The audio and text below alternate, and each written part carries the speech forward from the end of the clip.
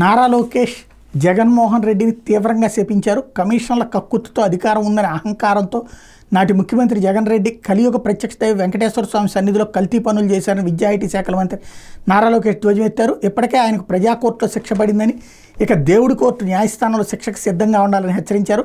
అడ్డంగా దొరికిపోయేసరికి తన ఫేక్ ముఠాలను దింపి సామాజిక మాధ్యమాల్లో తప్పుడు సమాచారం వ్యాప్తి చేస్తున్నారు. జంతువులు కొవ్వు కలిపిన ఏఆర్ డైరీ నెయ్యి లారీలు 4ంటిని తిరుమల తిరుపతి దేవస్థానం తిప్పి పంపింది.